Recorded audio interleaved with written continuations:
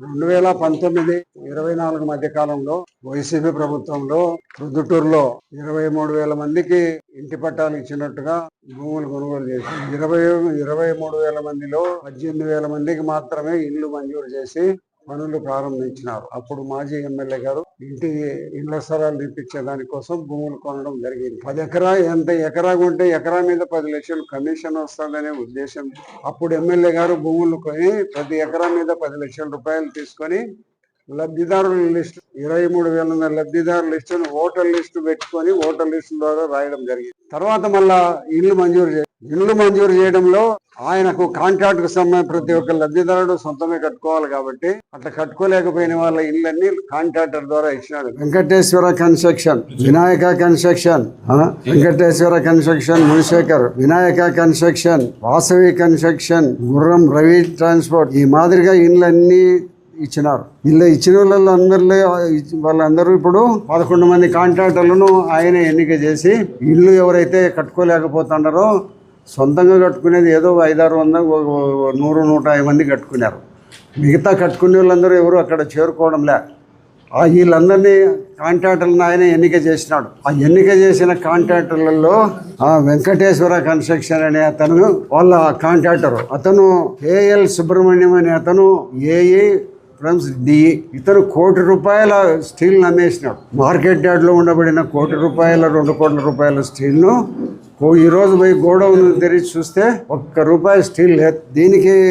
దానికి కేఎల్ సుబ్రహ్మణ్యం అని AE DE 2 అతనే. ఈ కాంట్రాక్టర్ ద్వారా ఇతను అమ్మేసినాడు. సంబంధిత కాంట్రాక్టర్ ద్వారా ఇది అమ్ముకోవడం అనేది జరిగింది. ప్రభుత్వ డబ్బును దోచేయడం జరిగింది. 18,000 ఇళ్లలో ఒక్క చోట నేను అన్ని కాలనీలు తిరిగినాను. చిన్నశెట్టిపల్లి రోడ్లో ఉండే చోట ఒక 55 మంది 60 మంది ఉన్నారు. రామేశ్వరం కాలనీలో ఒక్కడు కూడా లేడు, ఒక్కరేమో ఉన్నారు, ఎవరు లేరు. అదే మాదిరిగా మన మీనాపురం కాలనీలో ఒక 50 మంది 60 మంది ఉన్నారు. నేను అన్ని కాలనీలు చూసిన మంచినీళ్ళు లేవు, రోడ్లు లేవు, కరెంటు ఊరికి లాగినారు, వాళ్ళకు వీధి లైట్లు లేవు. ఈ పరిస్థితుల్లో ఈ జగనన్న కాలనీలు అన్ని నిర్మాణం చేయడం కూడా జరిగింది. దీంట్లో ఇల్లు కట్టుకోకుండానే ఈయన ఏర్పాటు చేసిన కాంట్రాక్టర్లు అందరూ ఇల్లు కట్టుకోకుండానే బిల్లులు తీసినారు. కొంత మాత్రం కొన్ని ఇళ్ళు కట్టినారు, కొన్ని ఇళ్ళు కట్టకుండానే బిల్లులు తీసుకోవడం జరిగింది. ఈయన టైంలో ఈయన ఏర్పాటు చేసిన కాంట్రాక్టర్లే వీళ్ళందరూ. మరి ఈయన ఏర్పాటు చేసిన కాంట్రాక్టర్లలో బిల్లులు కట్టకుండానే ఇల్లు తీసుకొని ఇల్లు కట్టేదానికి బిల్లులు ఇచ్చేదానికి సిఫారసు మాజీ ఎమ్మెల్యే గారు ఎంత లబ్ధి పొందినారు. మరి బిల్లు ప్రభుత్వ అధికారులు జనరల్గా ఇల్లు కడితే బిల్లులు ఇస్తూ ఉంటారు. మరి ఇల్లు కట్టకుండానే బిల్లులు ఇచ్చినారంటే మరి మన మాజీ ఎమ్మెల్యే గారి చెప్పిన కారణంగానే ఇచ్చినామని వాళ్ళు చెప్పడం అనేది జరుగుతుంది. రికార్డెడ్గా వాళ్ళు చెప్పమంటారు కానీ చెప్పలేరు. కానీ ఒకటే రికార్డెడ్గా చెప్పేది ఏముంది, నీకు ఇల్లు కట్టకుండానే బిల్లులు తీసుకున్నాడు నీ కాంట్రాక్టర్ అంటే నువ్వు ఊరుకుంటావా? నీకు దాంట్లో లాభం ఉంది, లబ్ధి పొందుతున్నావు, లక్షల కోట్ల రూపాయలు లబ్ధి పొందుతున్నావు కాబట్టి బిల్లులు ఇప్పిస్తున్నావు. లేకపోతే ₹1 ఎవడన్నా గతంలో పొద్దుటూరులో బిల్లు చేసుకుని నీకు తెలియకుండా చేసుకునే దానికి అవకాశం ఉందా? ₹1 స్టీల్ అమ్మిన దాంట్లో నీకు భాగం లేకపోతే స్టీల్ అమ్ముతాడా నీకు తెలియకుండా? మార్కెట్ యార్డ్ గోడౌన్లోనే పబ్లిక్ గవర్నమెంట్ మార్కెట్ యార్డ్ గోడౌన్లు వాళ్ళకి బాడిగలకి ఇచ్చిన దాంట్లో పెట్టుకున్నారు. బాడిగలకి ఇచ్చిన దాంట్లో నుంచి పబ్లిక్ రాత్రులు దొంగతనంగా అమ్ముకున్నారు.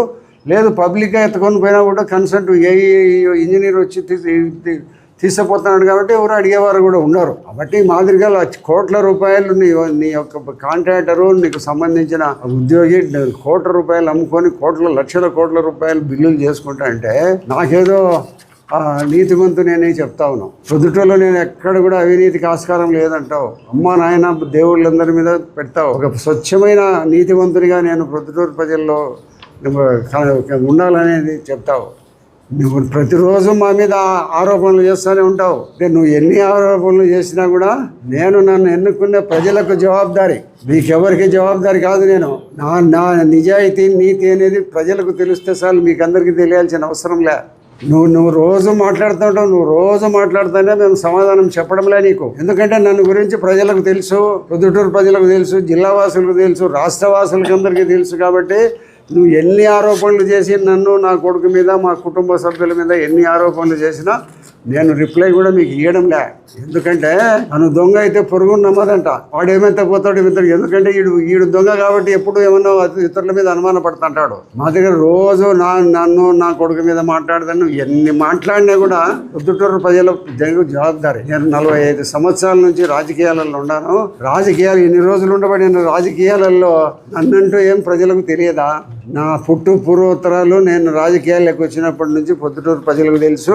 అప్పుడు ఉండబడిన ఫ్యాక్షన్ గురించి, ఫ్యాక్షన్ పొద్దుటూరులో ఎట్లా నిర్మూలన చేసినాము మా మిత్రులు మేమందరం కలిసి అనేది కూడా తెలుసు. పొద్దుటూరు ప్రజలకు అన్నీ తెలుసు. 60 సంవత్సరాలు వయసున్న పొద్దుటూరు ప్రజలకు అందరికీ నన్ను గురించి తెలుసు. ఇప్పుడు వచ్చిన పిల్లలు 40 ఏళ్ళ పిల్లలందరికీ రాజకీయాల్లో ఉండబడిన వాళ్ళందరికీ నన్ను గురించి తెలుసు. కాబట్టి ఆయన రోజు నా మీద నేరాపణ చేస్తా ఉంటే మేము రిప్లై ఇవ్వలేదే అనేది ఆయన అనుకుంటాంటే నేను రిప్లై ఇయ్యను. ప్రజలు నమ్ముతున్న ప్రజలు నీ మాట నమ్మాలన్నా నమ్మకుండా నమ్ముతారా, ఎవరు నిజాయితీ పరులు అనేది ప్రతి గంటకు తెలుసుకునే పరిస్థితులు అటువంటి మన మీడియాలు ఉన్నాయి. మరి ఇప్పుడు ₹1 నువ్వు నీ కాంట్రాక్టరు ఈ సుబ్రహ్మణ్యం అమ్మిన దాంట్లో నీకెంత భాగము?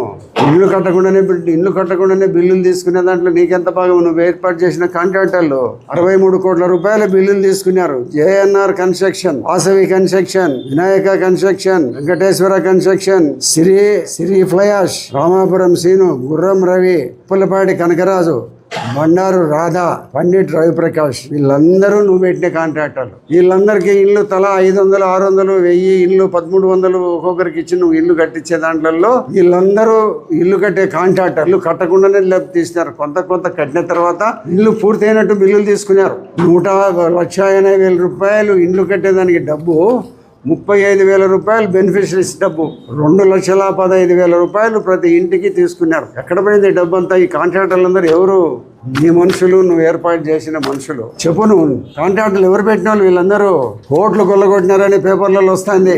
ఎక్కడ పోయింది ₹1,00,00,000 డబ్బు? కాంట్రాక్టర్ల ద్వారా నీకు చేరింది. నువ్వు రోజు నీతివంతమైన మాటలు మాట్లాడతావు, కానీ నీ యొక్క మాటల నేర్పరితనంతోనూ నీ యొక్క వాక్చాతుర్యంతోనూ ప్రజలను నమ్మించాలని నిరంతరము ప్రయత్నం చేస్తుంటావు. నువ్వు 10 సంవత్సరాలు ఇక్కడ పొద్దుటూరులో ఎమ్మెల్యేగా ఉన్నావు, 5 సంవత్సరాలు అధికార పార్టీలో ఉన్నావు, ₹1,000 కోట్ల దోపిడీ చేసినావు. నేను 25 సంవత్సరాలు ఇంతకుముందు ఉన్నాయి, ఇప్పుడు మళ్ళీ 5 ఏళ్ళు 30 సంవత్సరాలు అధికారంలో ఉంటాంటాను. నా అధికారం అయిపోయిన తర్వాత నువ్వు విచారించుకో. ఎక్కడన్నా ఒక్క రాగి పైసా ప్రజలతో ఎక్కడన్నా తగిలినట్టు కానీ, ప్రభుత్వ డబ్బులు తీసుకున్నట్టు కానీ నువ్వు రోజు చెప్తా అంటే నేను నీకు సమాధానం చెప్పాల్సిన అవసరం ఏముంది నాకు? ఆ రాష్ట్రం అంతా కలిసి ఉండరు. నీ యొక్క ప్రొద్దుటూరులో 23,000 మంది ఎక్కడున్నారు? ప్రొద్దుటూరు పుట్టినప్పటి నుంచి 37,000 ఇళ్ళు ప్రొద్దుటూరులో ఉన్నాయి. ఎక్కడి నుంచి వచ్చిన ఈ మనుషులందరూ ఓటర్ లిస్టు పెట్టుకొని లబ్ధిదారుల పేర్లు రాసిన సాంప్రదాయం ఎక్కడన్నా ఉందా? ఈ పొద్దు మళ్ళీ మేము మా ప్రభుత్వం వచ్చిన తర్వాత 2 సెంట్ల స్థలం ఇస్తామంటున్నారు. గ్రామీణ ప్రాంతాలలో 3 సెంట్లు, పట్టణాల్లో 2 సెంట్లు ఇస్తామంటున్నారు. 2 సెంట్లు ఇస్తామని లబ్ధిదారులు నాకు వచ్చి అర్జీలు ఇస్తా అంటే ఆన్లైన్లలో వాళ్ళ పేర్లని ఇల్లు ఇచ్చినట్టున్నాయి. నిజమైన లబ్ధిదారులు ఆడ ఇల్లు రాకుండా ఉన్న లబ్ధిదారులు వస్తే ఎంతమంది వచ్చారో 180 అర్జీలు నాకు వచ్చింటే 120 మంది పేర్లు ఆన్లైన్లో ఉన్నాయి. ఒక 80 మంది పేర్లు మాత్రమే ఆన్లైన్లో లేవు. అంటే ఈ ఆన్లైన్లో ఎక్కడొచ్చినా ఈ ఓటర్ లిస్టులో పెట్టి పేర్లు రాసుకున్నారు కాబట్టి వీళ్ళకి ఇల్లు రావు. నిజమైన పేదవాళ్ళకి ఇల్లు రావు. ఇప్పుడు నువ్వు వీళ్ళ పేర్లు కూడా ఓటర్ లిస్టులో రాసుకున్నావు అనేది వీళ్ళకి తెలియదు పాపం. ఇప్పటి వరకు కూడా వాళ్ళ పేరుతో ఇల్లు వచ్చిందని కూడా తెలియదు. కాబట్టి ₹1,00,00,000 ఎన్నుకు జవాబుదారి చెప్పాలి మీరు. నేను జవాబు ప్రొద్దుటూరు ప్రజలు నన్ను ఎన్నుకునే ప్రజలకు నేను జవాబుదారి. నేను నిజాయితీగా ఉన్నానా లేదా, మా ఎమ్మెల్యే తప్పు చేస్తానడా అనేది చూసేవాళ్ళు ప్రజలు. నిరంతరము వాళ్ళు ఒక డేగ కళ్ళతో నిఘా పెట్టున్నారు నా మీద. కాబట్టి నేను వాళ్ళకు జవాబుదారి చెప్తాను. వాళ్ళ దగ్గర నిజాయితీగా నిరూపించుకుంటాను. మళ్ళీ ఎన్నికలు వస్తే నేను నిజాయితీగా ఉన్నాను చెప్పుకునే దమ్ము నా దగ్గర ఉంది. నీ దగ్గర ఉందేమో చూద్దాం. రేపు ఎన్నికలు వస్తే ఏం చెప్తావు? నువ్వు నిజాయితీ పడి నువ్వు చెప్పుకునే దమ్ము ఉందేమో నీకు చెప్పు. ఈ పొద్దు నేను సత్సంగిని, ఏ మాట నిజాయితీగా నేను ఏ తప్పు చేయలేదు, ఎక్కడ కూడా ఏం చేయలేదు, నా నిజాయితీని నిరూపించుకోవాలంటాడు. వస్తాయి, నువ్వు తొందరపడాకు. నిన్ను గురించి తెలియని ప్రజలు ఏముండవు, ఎవరున్నారు పొద్దుటూరులో? నీ నోటి నుంచి వచ్చే ప్రతి ఒక్క మాట అబద్ధమే. మీ వివాహాది శుభకార్యములకు, పుట్టిన రోజులకు, మీటింగులకు అత్యాధునిక సదుపాయాలతో ప్రొద్దుటూరు వాసవి సర్కిల్ వద్ద నుంచి అతి సమీపాన మీకు అందుబాటు ధరలలో happy banquet AC function hall మీకు స్వాగతం పలుకుతుంది. మా ఫంక్షన్ హాల్ నందు వంట సామాగ్రి మరియు విశాలమైన కార్ పార్కింగ్, అతి తక్కువ మెయింటెనెన్స్ ఖర్చుతో ఏ ఫంక్షన్ అయినా మా happy banquet AC function hall నందు జరుపుకొని ఆనందాన్ని పొందండి. బుకింగ్ కొరకు సంప్రదించండి. మా సెల్ నంబర్ 9100600238 7799 000211.